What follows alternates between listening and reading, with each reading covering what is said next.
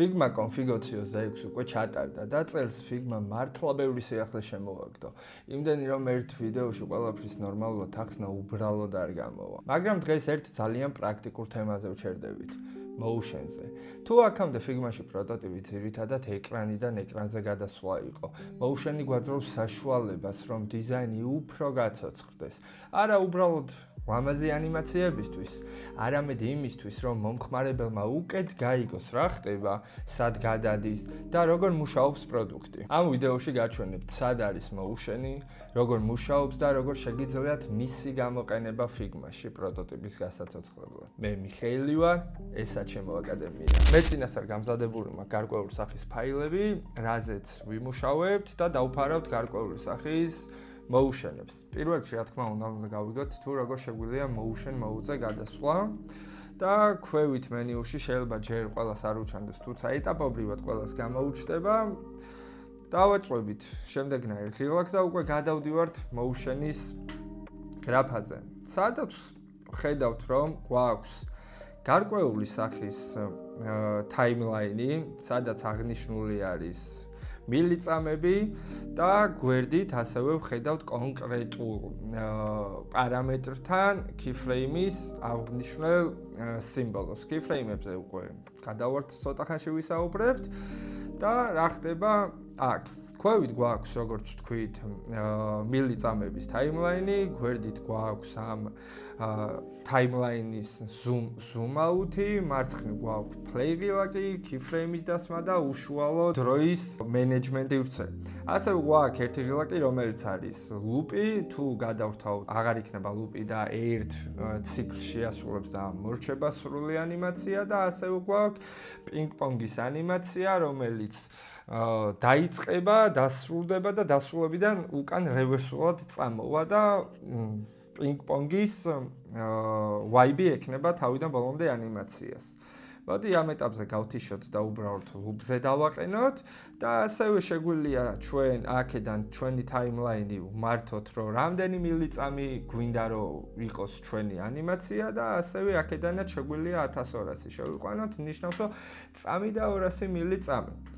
აქედან გამომდინარე, ასევე თუ ჩვენ აქ ელემენტზე დავდგებით, ხედავთ, რომ აქვე გვაქვს ანიმაციები, გვაქვს შესაბამისად პოზიციის ცვლილება, scaling-ი, rotate-ი, size-ი, opacity, path-ი, რა თქმა უნდა, ამაზე არ არის, ვერ გამოვა და path-ი იქნება path ელემენტზე და მაგასაც გავაკეთებთ და ასევე გვაქვს დამატებით უშუალოდ უკვე ჩაინტეგრირებული გარკვეული სახის ანიმაციები, ინტერაქციები.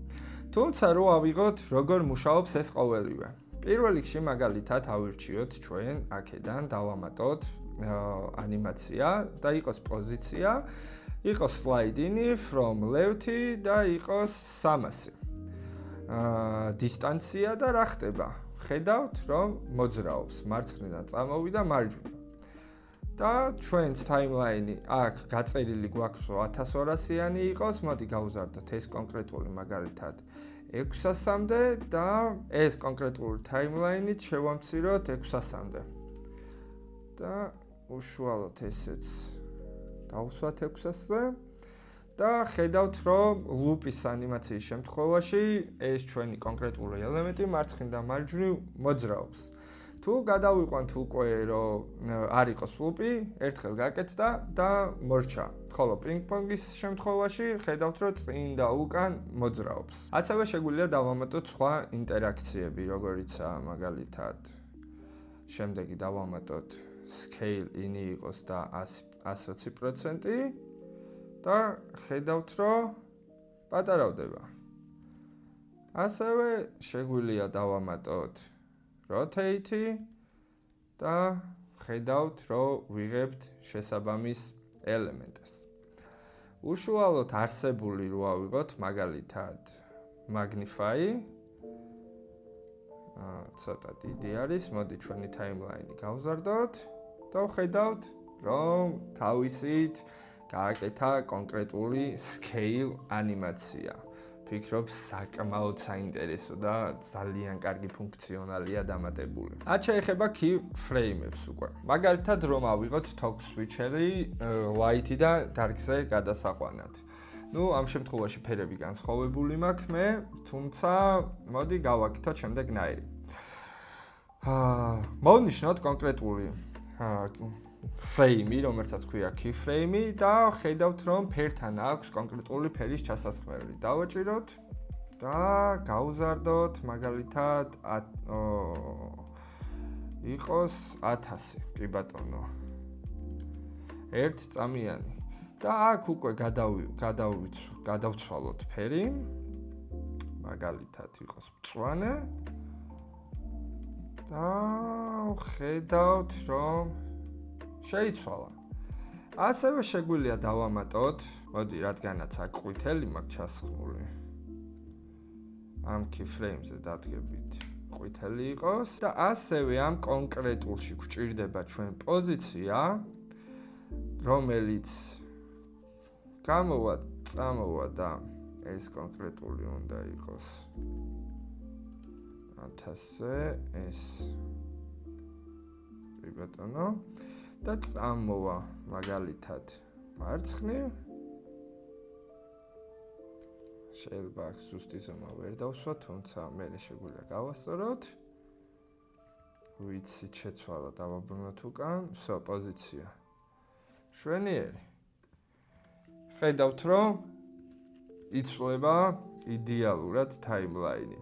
ძალიან მაგარია, ძალიან კარგი ფუნქციონალი დაამატეს.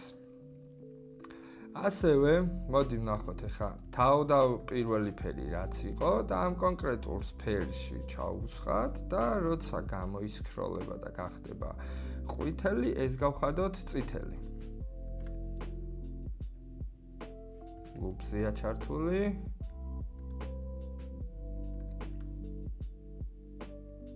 ძალიან გაია. და ასევე რაც მთავარია, ჩვენ შეგვიძლია transition-ები შევუცვალოთ, easy იყოს, liner იყოს თუ ასე შემდეგ და მოდი ამ კონკრეტულ მაგალითად პოზიციის ცვლილებას 5-ზე დავდგეთ შუაში დაახლოებით და აქ დავამატოთ მაგალითად scale-ი შეგვიძლია რომ ამ კონკრეტულ შემთხვევაში scale-ი იყოს მაგალითად 80%, 100%, 80% და აქ scale-ი ისევ გავხადოთ 100%. მივიღეთ ესეთი კონკრეტული ვიზუალი. და რაც შეეხება უშუალოდ ეხა ჩვენ ლაინერი გვიყენია easing-ი, აქ timeline-ში ვხედავთ ესეთ გრაფას, დაჭერით, შეგვიძლია მაგალითად ავიღოთ easy in and out-ი, ასევე fill color-იც იყოს easy in and out-ი და ასევე ესეც იყოს easy in and out-ი. კი ბატონო, ეს უნდა მექნა იყოს easy in and out-ი. და ვნახოთ რა მოხდება. იდეალურია, შვენიერია.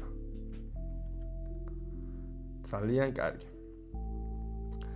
მოდი გადავიდეთ უკვე შემდეგ frame-ზე, რომელიც არის უშუალოდ rotate ანიმაცია წარმოდგენილი და ხედავთ, რომ აქ კონკრეტულ frame-ში ჩალაგებული მაქვს კონკრეტული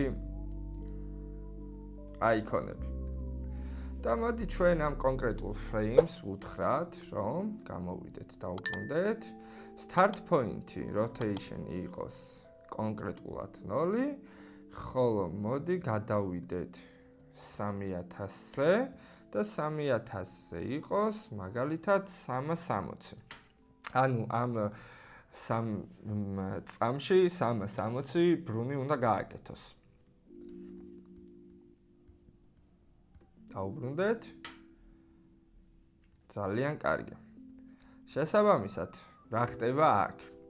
პირველ რიგში, customizer-ი არ გვინდა, liner-ი გვინდა ამ შემთხვევაში და მოძრაობს. თუმცა აქ არის მეორე ერთი პრობლემა, რომელიც მარტივად გამოსწორებადია. როგორც ხედავთ, ეს კონკრეტული აიკონებიც მოძრაობს უშუალოდ გარე frame-ის მიმართულებით და აქედან გამომდინარე ჩვენ გვინდა რომ ეს line-ები იყოს, აიკონები იყოს სწორად. აქედან გამომდინარე უშუალოდ თითოეულ frame-ი უნდა მოვნიშნოთ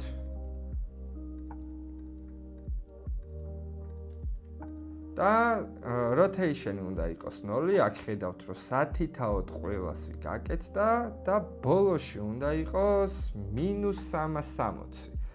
ამ შემთხვევაში უკვე ჩვენ ხედავთ რომ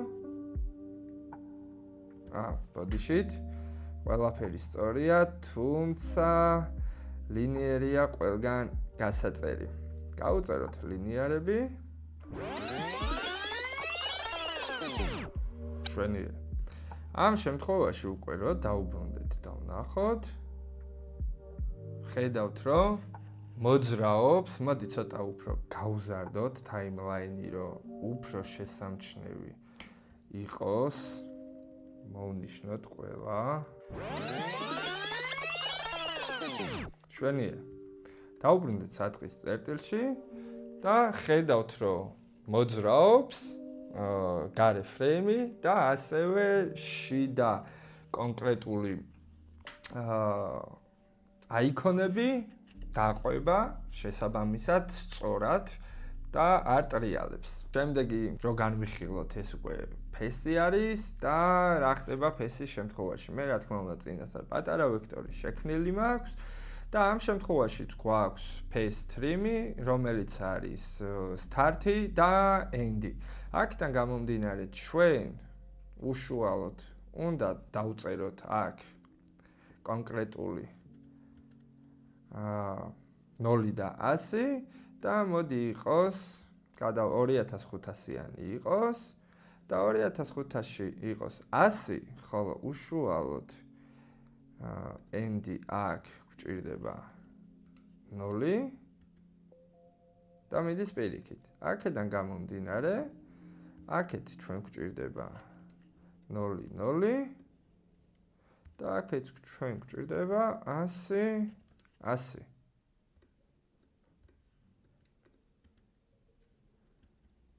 რაღაცა არასწორად ვქენით. ბატონო, ერთი წამით. შვენიერი. ანუ დავიწყეთ სტარტი გვაქვს 0 და დაბოლოება გვაქვს უკვე 100%. და ასევე აქ შეგვიძლია ჩვენ მაგალითად გავაკეთოთ დაბოლოება მაგალითად 10% და ხედავთ რომ მოყვება ეგეთი პროცენტიც. ასევე თუ ჩვენ აქ გავუწერთ მაგალითად 90%, ხედავთ რომ პატარა ელემენტი მიდის.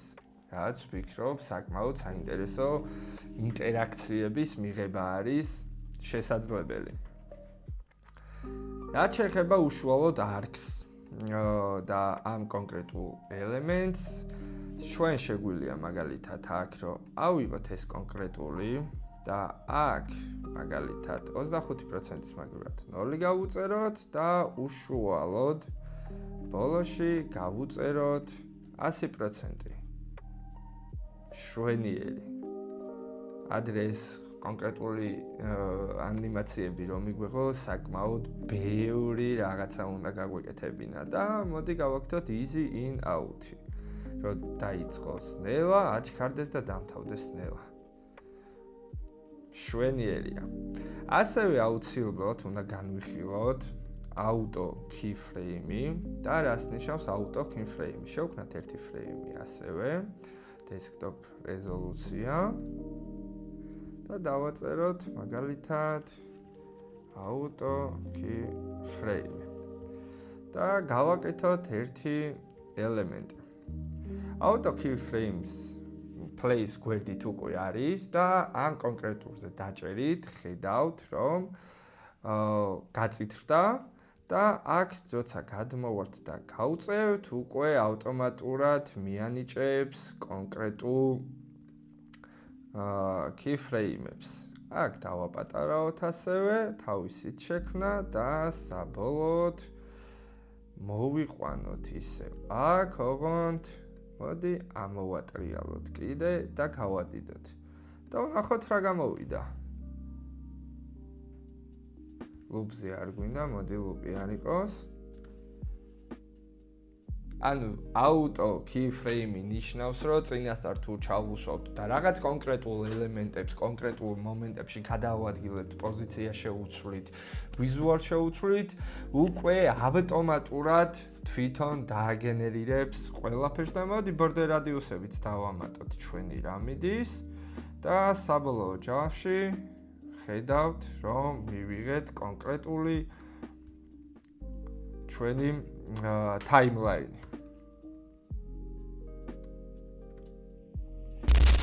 სულ ეს იყო მეგობრებო Motion-ზე დღეს ვიდეო. წინ კიდე ბევრი საინტერესო ვიდეო გველოდება, ასევე როგორ გამოვიყენოთ თუნდაც Motion-ში აგენტები, რომლებიც დაამატეს და შემდეგი ვიდეოები დაიდება უკვე აგენტების შესახებ, დამატებით Figma Wave-ის შესახებ და ზოგადად რა განახლებებიც წამოვიდა config 2026-ზე ეტაპობრივად ყველა ვიდეო დაიდება. ამიტომ რომ არ გამოგჩეთ მომავალი ვიდეოები, გამოიწერეთ საჩემო აკადემიის არხი, დაწერეთ კომენტარებში ასევე თუ რომელი განახლება გაინტერესებთ ყველაზე მეტად და ასევე თვითონ უშუალოდ Motion-ი როგორ გამოვიყენოთ კომპონენტებში, აგენტების დახმარებით, ამ კონკრეტულზე ცალკე ვიდეო დაიდება აგენტების ვიდეოს შემდგომ. მადლობა ყურადღებისთვის, მე მიხეილი ვარ, ესა ჩემო აკადემია. ვიდეოს მოწონება არ დაგავიწყდეთ, არხის გამოწერა არ დაგავიწყდეთ. დროებით შევხვდებით შემდეგ ვიდეოში.